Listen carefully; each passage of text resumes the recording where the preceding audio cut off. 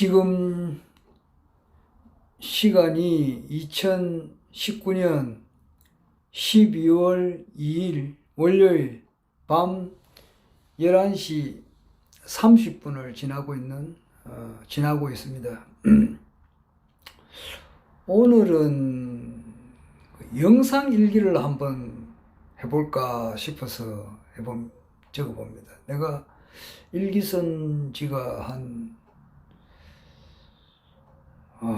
그건 한 15년째 일기를 하루도 빠지지 않고 쓰고 있는데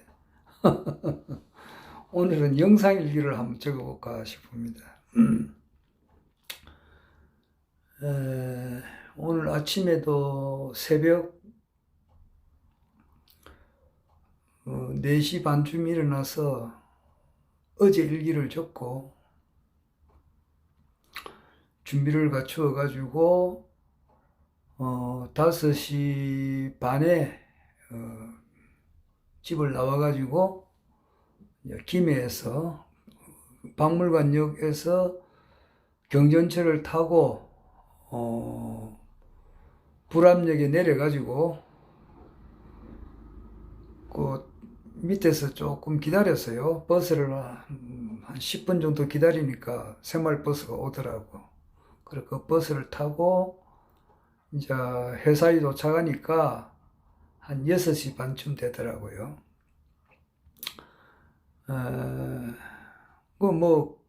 8시부터 업무가 시작이니까 보통 한 8시, 한 7시 한 40분까지만 오면은 되죠.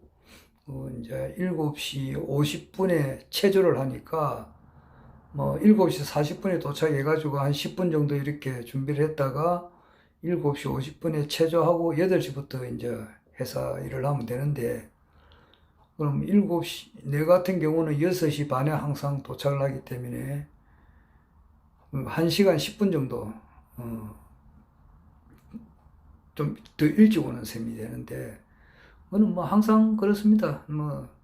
내 별명이 사람들 별명이 있잖아요. 내보고 어떤 사람이 1.5라는 그런 별명을 지어준 분이 있어요. 뭐가 1.5냐 그러면은, 사람이 기본 자기가 하는 일이 1이다면은 김성기 씨 저 사람은 1.5를 한다 이거라. 한 50% 일을 더 한다 이거지. 한 달에 예를 들어서 100만 원 주고 100만 원 봉급을 받는 사람이 일을 한다 이러면은 저 사람은 150만 원 만큼 일을 한다 이 말이야. 그리고 그런 말도 되고, 또 저 사람은 항상 1.5명의 역할을 한다 이런 말을 내가 몇 번 들은 적이 있어요.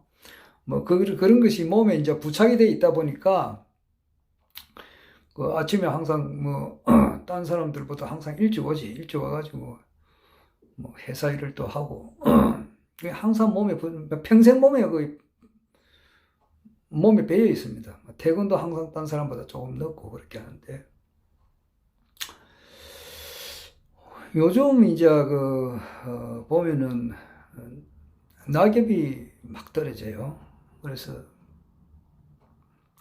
산에서 떨어지는 낙엽은 참 운치도 있고 참 좋은데, 이 도시에서 떨어지는 낙엽은 그렇지 않아요.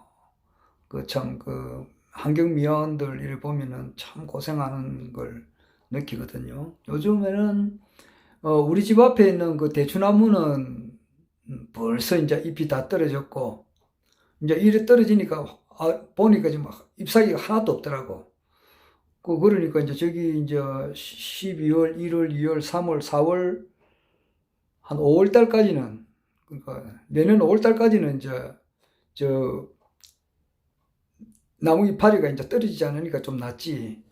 근데 6월 달부터는 이제 대추나무 필 때부터 낙엽이 떨어져요. 떨어져가지고 계속 비 오고 바람 불고 이러면은 낙엽이 생기면서도 떨어지고 그러니까 계속 그래 하고 있는 거죠. 그러다가 한 11월 달, 10월 말쯤 되면 대추나무 잎은 다 떨어져요.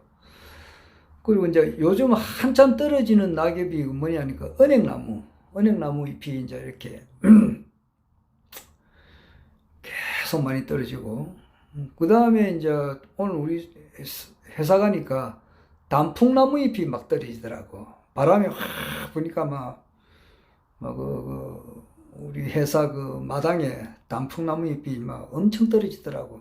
그러니까 참 저렇게 떨어지고, 근데 참 떨어지고 나면은 아까도 이야기했지만은 그 산에서 떨어지는 낙엽은 참 좋은데 이 도시에서 떨어지는 낙엽은 여러 힘들게 하는 사람들, 그 때문에 힘들어하는 사람들이 있어요. 환경미화원님들은 상당히 힘이 들죠. 정말 그 어느 나무잎은 엄청난 양이에요. 거기 바람이 불면요, 거기 막 어찌 보면 교통 그 차 사고 유발도 되겠더라고요. 너무 많이 떨어지니까. 그런 것도 있고. 환경미화원이라고 하니까 뭐 아까 그 퇴근 시간에 그 불암성에 가서 중국집에 가서 저녁을 먹었는데 그 먹으면서 텔레비를 보니까 참 그 가슴이 좀 안 좋은 그런 내용이 있더라고. 뭐 환경미화원인데 그걸 하면서 1,000만 원을 이렇게 주었는가 봐. 그런데 주었으면은 신고를 빨리 해가지고 그 잃어버린 사람이 얼마나 가슴이 아프겠나. 그런데 그걸 생각해서 빨리 그 신고를 해가지고 찾아두도록 해야 되는데 그렇게 좋은 일을 하시는 직업을 가지신 분이 뭐 그렇게 안 했는가 봐. 그래가지고 자기가 이제 이렇게 좀 순간적인 판단을 잘못해서 뭐 섭답하고 있다가 뭐 입건이 됐다 그러는데 어떻게 뭐 좀 잘 처리가 돼가지고 가벼운 벌만 받고 그 하던 직이라도 계속 좀 할 수 있도록 해줬으면, 선처를 해줬으면 참 좋겠다는 그런 생각이 들더라고요. 그리고 보니까 이제 그 텔레비 화면에서 보니까 멀리서 CCTV를 찍었더라고. 환경미화원이 그 1,000만 원 주어가는 그 모습을 CCTV가 뭐 서울인지는 어딘지는 모르겠는데 막 중간중간에 막 곳곳이 있는가 봐. 그러니까 그 곳곳이 있어서 그 지켰지. 그러니까 그게 이제 물증이 되니까 이제 그런 것을 찾았는데, 여하튼 뭐 참 그 CCTV가 있고 그걸 떠나가지고 자기가 한 행위는 말이요, 다 보고 있잖아. 천지에서 다 내려다 보고 있으니까 참 언제나 일거수일투족을 바로 해야 되죠. 혼자 있을 때 그 상가한다는 그런 말이 있잖아요. 군자는 혼자 있을 때 이렇게 상가한다는 말이 있는데, 아니 내 같은 사람도 그래 하잖아. 내 같은 사람도 참 이렇게 그런 것을 근신을 하고 또 견득사의 어떤 이로움을 보거든 그것이 어려운가를 생각을 해라. 이거 사자소학에 있는 말이거든요. 그럼 아주 그 5살 난 어린애가 배워야 될 학문이야. 그런데 지금 60, 70, 50 넘은 사람들도 그렇지 않은 사람이 꽤 많지. 정치권에 그런 참 그 사자소학에 있는 구사구용 그것만 실천해도 참 우리나라가 이렇게까지는 안 되지. 견덕사의, 덕사의 이로움이 있으면은 이것이 옳은가를 먼저 생각해라. 아까 그 환경미화원도 그런 것을 생각을 하는 사람 같으면 그렇게까지는 안 했을 건데, 그건 그렇고 낙엽이 지는 것은 그렇고 아마 이거 계속 떨어질 거야 아마. 그리고 오늘 이제 퇴근 시간에 내가 김해로 갈까 대신동으로 올까 한참 생각을 하다가 대신동은 부산을 말해요. 내 집이 이제 2군데니까 대신동에도 오기도 하고 김해도 가기도 하고 오늘은 대신동에 이렇게 왔어요. 오면서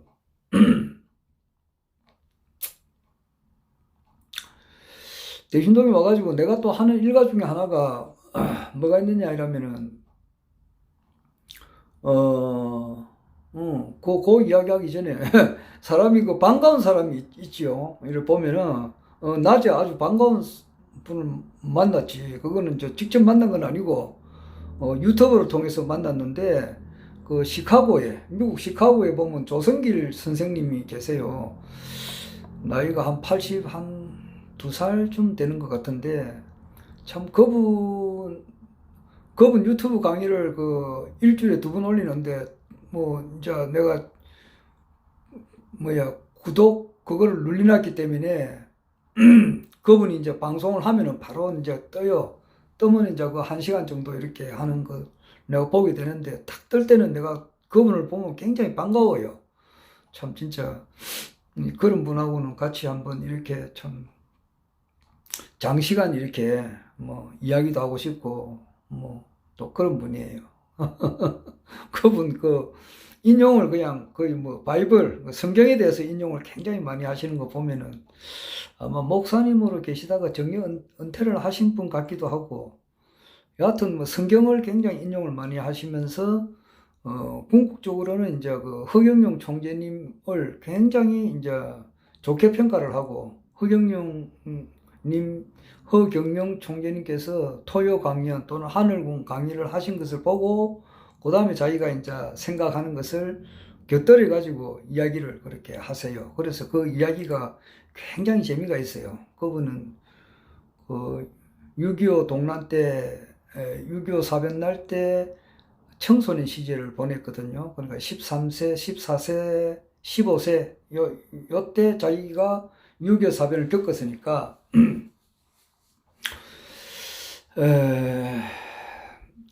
그때 이제 6.25 사변 때 전쟁 중에 그 대구에서 고생한 이야기를 막 하시더라고. 그래가지고 그걸 하시면서 총재님께서도, 뭐 총재님은 이제 6.25 때 태어났고, 이제 그분은 6.25 때 한 13세, 14세쯤 됐는데, 총재님은 또, 고아 아닌 고아로서 이제 자라셔가지고, 14살 때 서울 와서 이제 고생한 이야기를 쭉 이렇게 하시잖아요. 총재님께서.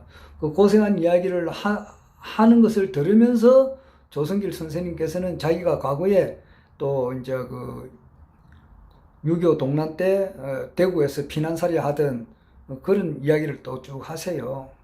그러면서 이제 또 그런 이야기도 하시고, 한일 협정 때 이제 한일 국교 정상화 하실 때에 그 장관님 옆에서, 그 당시 그 장관님이 누군지 모르겠는데, 그 장관님 옆에서 그 조약책이라는 것을 옆에서 보셨다 하더라고. 뭐 그런 것도 있고, 하여튼 뭐 이런 이야기 저런 이야기 상당히 이야기가 재미가 있고 배울 것이 많은 분이 나오시니까 상당히 오늘 반가웠더라고요. 그래서 뭐 그분 강의는 꼭 내가 듣죠. 그래서 오늘 좀 기분이 좀 좋았고, 그리고 이제 낮에는 또 회사 일도 하면서도 뭐 수시로 이렇게 시간 나는 대로 유튜브를 이렇게 보는데, 뭐 임성수님 내가 너 보고 있죠. 나에게 이거 유튜브 방송을 가르쳐 주신 분이에요. 하라고 권장하신 분인데, 워낙 뭐 기니까 워낙 6시간짜리도 있고 2시간짜리 뭐 1시간짜리 1시간짜리는 아무것도 아니에요. 이분은 뭐 15시간짜리 9시간짜리도 많이 있고, 뭐 최하가 2시간 3시간이니까 참 참 그래도 내가 좀 자주 보려고 노력합니다. 임성수님께서 이번에 국가혁명배당금당 김해시 갑 지역에서 이제 출마를 하시겠다고 이제 밝혔고, 아마 특별한 이변이 없는 한 아마 허경영 총재님께서 국가혁명배당금당 당 대표님 되시는 허경영 대표님께서 아마 공천을 주시리라 이렇게 보고 있고, 어제 아래 통화를 할 때 보니까 본인이 이제 내년 2020년 4월 15일 날 그분이 사주를 잘 보세요. 사주 잘 보고 또 아주 공부를 많이 하신 분이 돼가지고 지금도 공부도 많이 하고 있고, 그리고 이제 미래 역학 같은 것도 보세요. 전생도 보시고, 그래가지고 그분이 4월 15일 날 전개를 이렇게 보니까 막 국회의원 당선된다는 그런 괴가 나오더라고. 그렇게 하세요. 내가 봐도 뭐 될 것 같아요. 될 수밖에 없는 것이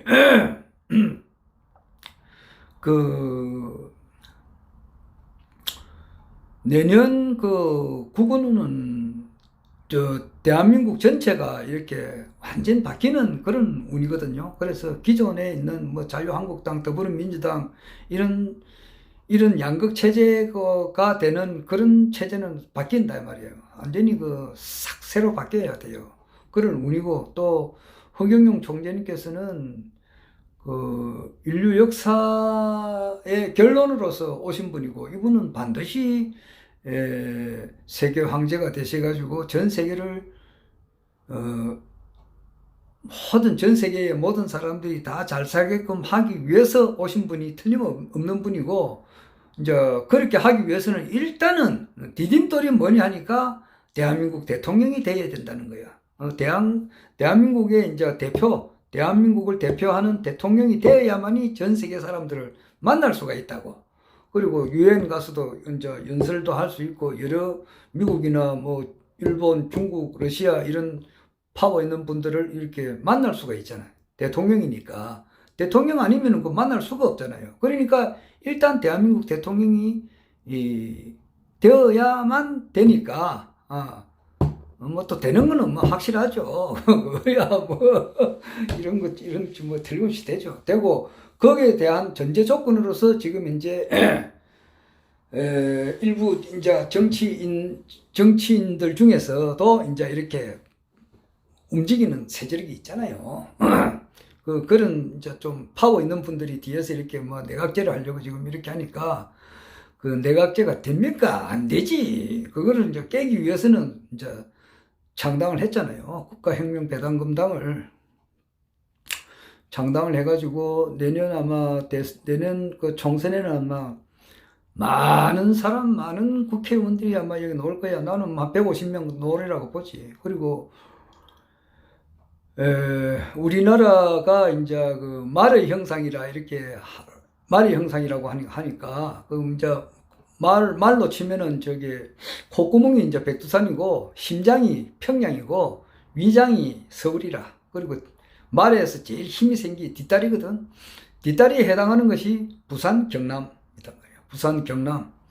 부산 경남을 이제 경남을 세분하면은 저기 이제 양산, 김해, 그리고 창원, 마산, 저쪽으로 진해, 거제, 통영, 진주, 함안, 함양, 산청, 어령, 뭐 합천 이런 쪽에 여기에서 이제 부산도 그 굉장하더라고. 부산 하니까 그 오늘 안 그래도 아까 내 이야기하다가 이제 말아버렸는데 저게 집에 와서 나는 항상 일가가 뭐냐니까 뭐 이런 거 내가 뭐 청점 내 자랑하는 게 아니고 막 있는 그대로 일기니까, 영상 일기니까 있는 그대로 이야기하는데, 나는 집에 오기 전에 집에 바로 대문이 안 돌아요. 항상 그 동네 우리 집 앞 부분은 항상 쓸고 와요. 우리 집 대문 앞만 쓰는 게 아니고 우리 집 앞집, 옆집, 또 옆집, 앞집 이래가지고 한 뭐 쭉 일대를 뭐 내가 딱 우리 집 앞에서 딱 서가지고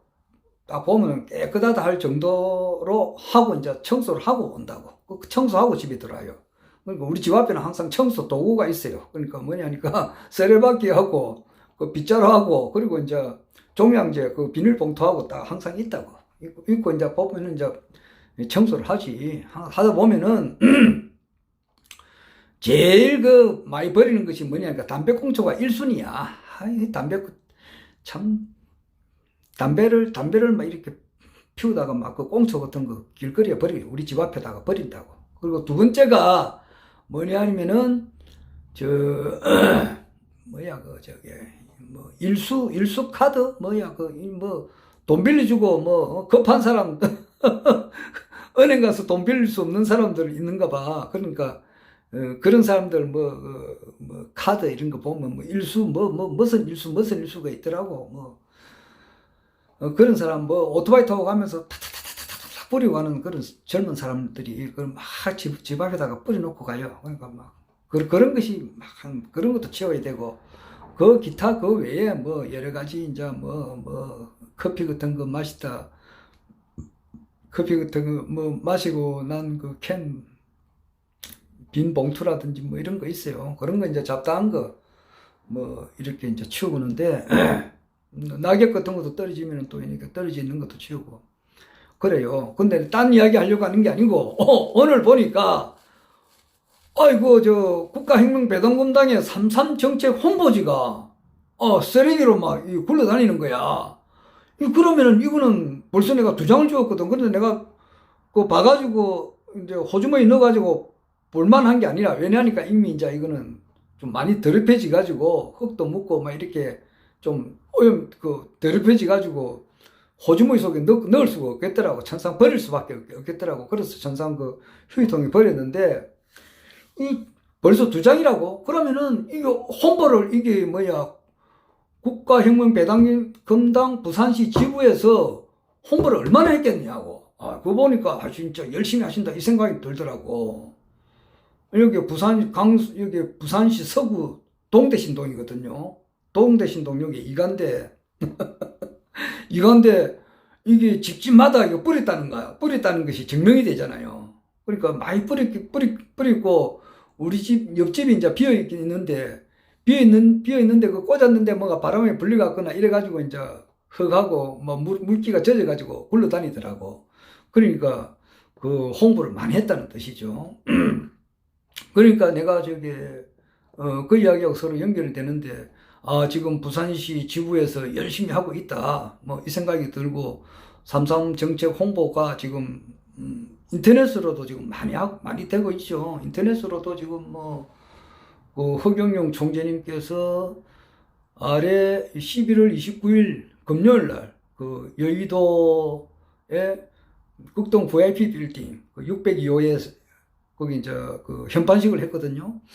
근데 그 602호가 아주 재수 있는 곳이에요. 김영삼, 김대중, 그리고 박근혜 대통령님께서 그 세 분 대통령님께서 극동 VIP 빌딩 602호에서 대통령 당선된 그런 곳이에요. 하여튼 우연의 일치로서 이제 그렇게 장소를 구했어요.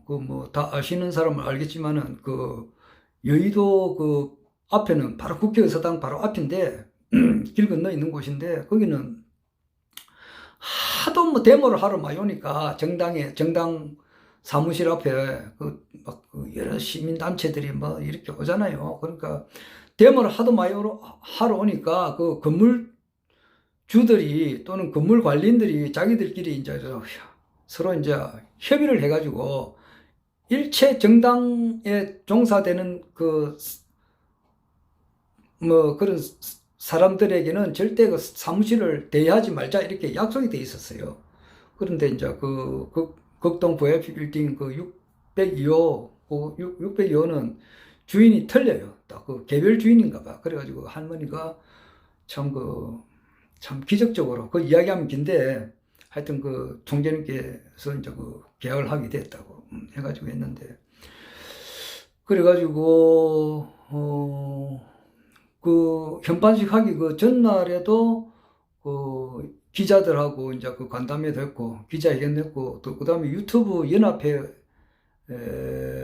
관련된 사람하고도 이제 25일 날 간담회를 했고 몇 번 했어요. 그리고 하고 그 뒤로도 이제 여러 유튜브 채널에서 허경영 총재님의 3.3 정책을 이제 이렇게 알리는 그런 것이 상당히 많이 있어요. 많이 이렇게 알리고 지금 일반 유튜브를 좀 잘 보시는 분들은 많이 보았을 겁니다. 그런데 일반 그래도 이제 유튜브를 아직 못 보고 계시는 분이 또 있으니까 그런 분에게는 이제 일단 3.3 정책을 이제 찌다시로서 안내지로 이렇게 받아보는 것도 괜찮으니까 막 오늘 있더라고. 그래서 보니까 참 부산 광역시당에서 열심히 하신다는 것을 내가 피부로 느끼겠더라고. 그리고 아까 이야기하다 말았는데 그러니까 이게 부산 경남은 말로 치면은 뒷다리에 해당하는 부분이니까 가장 힘이 센 곳이라고. 그러니까 여기서는 허경영 총재님께서 대통령이 되는 건 확실하고, 그건 이치적으로 확실해요. 그거는 그 이야기하면은 너무 길고, 우리나라 미래가 굉장히 밝고 또 이 우리나라를 통해서 전 세계 모든 사람들이 구원을 받고 또 이 창조주의 뜻이 이루어지는 곳이고 이루어지기 위해서 허경영 총재님께서 또 오셨고 또 그렇기 때문에 이분은 대통령이 되는 것이 확실하다 이 말이야. 그러기 위해 그 전에 그 전 단계로서 이제 또 국회에서 한 과반수 의석을 차지해야 되는 것도 확실한 사실이니까 그 제일 힘이 세다는 여기 경남 부산 여기는 뭐 또 경남은 총재님 아버님 어머님의 고향이거든요. 고향이고 여기서 14년 동안 자랐던 곳이고 또 김수로 왕릉과 허항우 릉이 있는 곳입니다. 그러니까 그저 김해 김씨하고 뭐 김해 허씨하고는 저 같은 성이잖아요. 그러니까 여기는 거룩한 곳입니다. 그래서 여기서 아마 전국에서 다 뭐 국가혁명배당금당 소속의 국회의원들이 많이 당선되겠습니다만은 특히 부산 경남에서는 월등히 더 많이 당선되리라 저는 그렇게 생각을 하죠. 그때는 정말 내년 4월 총선을 앞두고서는 아마 어떤 분들은 그래요. 우리나라 역사상 가장 큰 바람이 불 거다. 이렇게 이야기를 하시더라고요. 그런데 나는 그보다 좀 더 크게 보죠. 인류 정치 역사상 가장 큰 바람이 불 거다. 나는 그렇게 생각을 해요. 그러니까 우리 국내에서도 큰 바람이 불었다는 것은 언제냐 하면은 작년이죠. 2018년 그때 지자체 선거 때도 북풍이라 그럴까? 또 뭐 싱가포르에서 트럼프하고 김정은이하고 만나는 그런 바람이 있었잖아요. 그러니까 뭔가 뭐 문재인 정부가 이렇게 이제 한반도를 이제 평화스럽게 한다는 그런 기류가 흘러가지고 그런 바람이 불었지. 불러가지고 그 지자체 선거에서 뭐 시장, 군수, 도지사, 뭐 부의원, 시의원들이 민주당에서 거의 압승을 했거든요. 거의 압승을 한 거예요. 그건 바람이 불었다고 볼 수 있는 거예요. 그런 바람이 이제 내년에도 총선에도 다시 한번 그 바람이 불어달라. 이제 이런 불기를 원하는 거죠. 막 그렇게 좋은 바람이 불기를 원하지만 그렇게 잘 될까 네, 염려를 하죠. 그리고 그 전에 또 이제 17대 국회의원 선거가 있었어요. 그러니까 2004년도에 17대 국회의원이라고 그때 이제 노무현 대통령님께서 탄핵안이 이제 이렇게 헌법재판소에서 이제 결정을 기다릴 그 무렵이에요. 그 무렵에 이제 국회의원 선거가 있었는데 국민들의 감정이 아주 안 좋았다고. 그 당시만 하더라도 대통령님을 감히 말이야. 아무리 좀 문제가 있다지만은 탄핵을 시킬 수 있나? 이래가지고 탄핵 올리는 그 자체에 국민들이 마음이 아주 안 좋았다고. 그런 마음이 있어가지고 그 당시에 이제 노무현 대통령님이 소속된 그 정당에서 국회의원들이 굉장히 많이 탄생됐어요. 그래가지고 탄돌이라는 말이 있었단 말이에요. 아래도 얼마 전에도 한번 이야기했지만은 탄핵하고 관련돼서 이제 국회의원이 된 사람 탄돌이 뭐 이렇게 그런 말이 있었다고. 그리고 그때도 이제 그러니까 17대 국회의원 선거 때도 어떤 큰 바람이 불었고, 그리고 작년에는 이제 지자체 선거 때도 큰 바람이 불었지만은 내년에 2020년 21대 대한민국 총선에 생기는 바람은 그 바람하고는 비교가 안 될 그런 엄청난 바람이 분단 말이에요. 이거는 국가혁명배당금당을 국민들이 지지할 수밖에 없는 그런 초강력 바람이 분단 말이에요. 그렇기 때문에 학력이 좀 많고 적고를 가리지 않아요. 예를 들어서 참 국민학교 나왔다, 중학교만 나왔다, 해도 관계없어요. 그리고 직업이 좀 비천하다. 뭐 변호사, 판사, 검사 이게 아니다 말이야. 직업이 무슨 조그마한 소상공인이라 하더라도 충분히 당선 가능성이 있다고. 왜냐? 내년에는 싹 바뀌는 운이고 바뀔 수밖에 없는 거야. 이거는 어떤 분은 말이에요. 이 계획은 3년 전부터 계획이 됐다 그러는데 천만의 말씀. 또 어떤 분은 좀 길게 보면은 박정희 대통령께서 5.16 혁명을 할 때 이미 지금 2020년 총선을 하늘에서 계획했다 이런 말도 하셔요. 그러니까 60년 전에 이미 계획했다 이런 말씀도 하는데 나는 그보다 더 길게 봐요. 더 길게 봐요.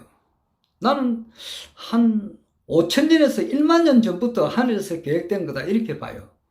그렇기 때문에 내년에 일어나는 총선 바람은 굉장한 바람이 불 거예요. 부는 게 틀림없어요. 그렇기 때문에 허경영 총재님하고 같이 찍은 사진을 프레카드에 딱 걸어놓기만 해도 그분이 학력이 뭐 높든지 낮든지 뭐 직업이 천하든지 귀하든지 또 뭐 키가 작든지 크든지 얼굴이 좀 못생기든지 잘생기든지 관계없이 그 후보를 보고도 찍어주겠지만은 허경영 총재님과 국가혁명배당금당을 보고 압도적으로 지지할 수밖에 없게 된단 말이에요. 왜냐하면은 이분들은 국회의원 세비, 즉 말해서 봉급을 안 받는다 말이야. 안 받아요. 그리고 국회의원의 그 특권이 뭐 한 300가지가 정도 되는가 봐요. 와, 어마어마한데. 내가 뭐 알았는데 지금 이야기 다 할 수 없고. 진짜 뭐 국회의원 특권이 뭐 어마어마하더라고. 그것을 일체 받지 않는다. 이렇게 선언을 했다고. 그리고 이제 그러면 뭐 먹고 삽니까? 뭐 어떻게 활동하느냐 하면은 150만 명의 국가혁명당원, 진성당원, 그러니까 한 8,000원 정도, 최하 8,000원에서부터 시작하니까 8,000원, 만원, 뭐 자기가 이제 형편대로 내는데 8,000원만 내면 돼요. 그 최하는 8,000원만이라도 내는 이런 사람이 150만 명이 나온다 이 말이에요. 그거는 나오게끔 돼 있어요. 우리나라가 어떤 민족입니까? 충분히 나오리라 봐요. 그분들이 내는 세비를 가지고 국회의원들 이제 한단 말이에요. 그 이번에 나오시는 분들은 아주 청렴결백한 사람들만이 나와요. 왜냐 그러면은요, 허경영 총재님을 알아본다고 하는 것은 본인이 청렴결백하지 않으면 알아볼 수가 없어요. 지금 뭐 잡다한 무슨 입에 담기도 힘든 민망스러운 그런 말이 막 있잖아요. 무슨 아이고. 그런데 그런 것을 초국해가지고 알아본다 이 말이에요. 그래서 내년에는 뭐 초강력 바람이 불어서 반드시 참 그 기존에 있는 이런 정치인들은 싹 물갈이가 된다고 말이에요. 그래도 내가 이야기했지만은 자유당 시절 때 말이야. 거기 뭐 박정희 소장 나와가지고 자유당이 하루아침에 사라져 버렸잖아요. 바람과 함께 사라져 버렸다고. 그리고 또 민주공화당이라 해가지고 박정희 대통령 살아계실 때 그 엄청난 파벌을 올렸는데 그것도 전두환 대통령에 의해 가지고 그냥 하루아침에 없어져 버렸지. 그렇듯이 하늘의 운이라고 하는 것은 그 다 격압률이 다 나와 있다 이 말이에요. 나와 있듯이 박근혜 대통령 다음에는 일단 지금 문재인 대통령은 과도기로 쓰는 대통령이니까 격압률은 없어요. 박근혜 대통령 다음에는 허경영 총재님으로 되어 있거든요. 되어 있으니까 그럼 반드시 되죠. 되기 위해서는 그 전 단계로서 국회 과반수를 획득하는 것이 또 되는 것이니까 획득하는 것으로 놓으니까 뭐 부산 경남에서는 웬간한 사람은 그냥 공천 받았다면 그냥 다 되는 거야.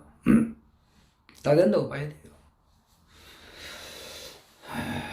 우리 국민들이 굉장히 똑똑합니다. 그리고 이런 모든 일이라고 하는 것은 사필귀정이고 보는 눈이 있습니다.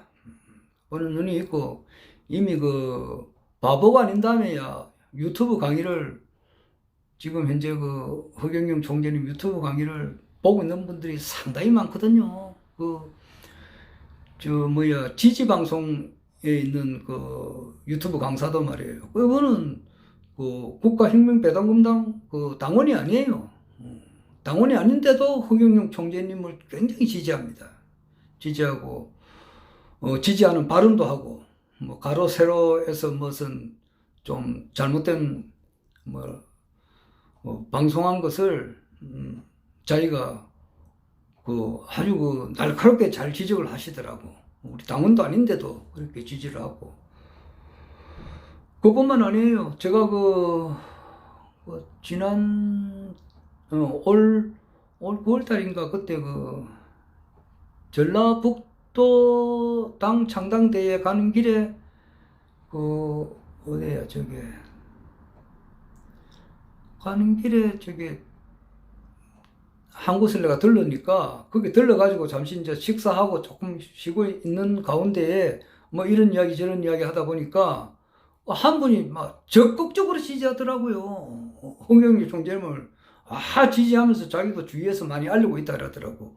그리고 보면 아직 소송은 안 돼 있어요. 그러니까 쉽게 말해 정회원은 되진 않았어요. 이제 국가혁명당원이나 정회원이 된 것은 아닌데도 이미 선전을 많이 하고 있고 지지를 막 하고 있어요. 이런 사람들이 엄청 많이 있다고요. 그러니까 이제 지금 이제 국가혁명배당금당의 불길이 조금 이렇게 모닥불처럼 이렇게 타오르고 있지만은 이것이 어느 한계 지점이 딱 지나면은 한순간에 확 타올라 버린단 말이에요.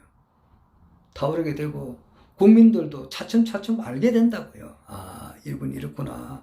정말 부시 대통령도 만났고 트럼프 대통령도 만났구나. 그리고 이분이 참 진짜 아무런 죄 없이 죄가 없는데 1년 6개월 동안 형을 살았구나. 그리고 참 그런 것을 다 알게 돼요. 진실은 반드시 드러나니까. 그래서 사필규정이라 하지 않습니까? 그래서 내년에 참 진짜 기존 이때까지 국회의원에 놓은 사람들처럼 무슨 고학력자는 아니라고 볼 수 있지. 예를 들어서 무슨 어느 대학교 무슨 나와서 박사학위를 받았다. 뭐 부장판사 출신이다. 뭐 부장검사 출신이다. 무슨 대학 교수다. 이런 사람들이 이때까지 학력을 보면 대충 그렇잖아요. 학력을 보면 무슨 전직 장관이다, 전직 차관이다, 청와대 무슨 비서관이었다, 이런 간판을 그런 사람들이 다 이때까지 국회의원을 했잖아요. 했는데 이 결과가 지금 안 좋잖아요. 지금 집집마다 지금 얼마나 살기 힘들게 사는 사람들이 많습니까? 물론 경제적으로 좀 힘들지 않게 사는 사람들도 있지요. 그러나 그런 사람은 적어요. 100사람 가운데 딱 이래 보면은 그런 사람들은 얼마 안 돼요. 없는 것은 아니라 있단 말이에요. 있지만 그런 사람들은 먹고 사는데 아무 지장 없다. 이렇게 하는 사람들은 없지 않아 있지만 그런 사람은 극소수예요. 소수고 대부분이 말이요. 대부분이 참 진짜 자살한 사람도 있고 원래도 자살한 사람이 있잖아요. 그리고 지금 자살하려고 폼 잡는 사람들도 있고 이래가지고서는 내가 차라리 죽는 게 낫겠다 이렇게 하는 사람들이 있단 말이에요.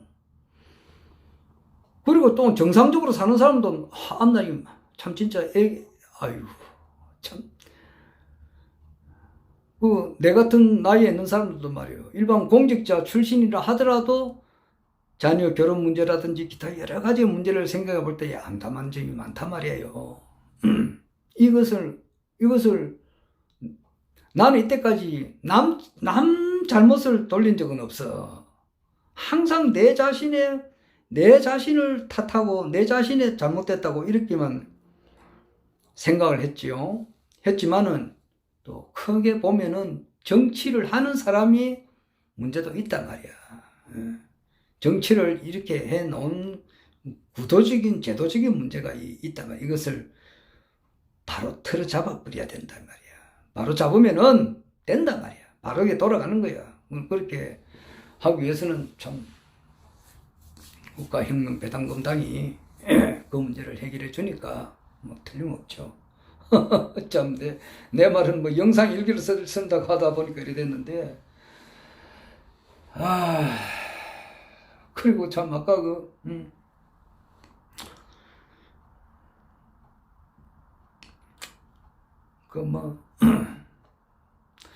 오늘은 이 정도로 하겠습니다.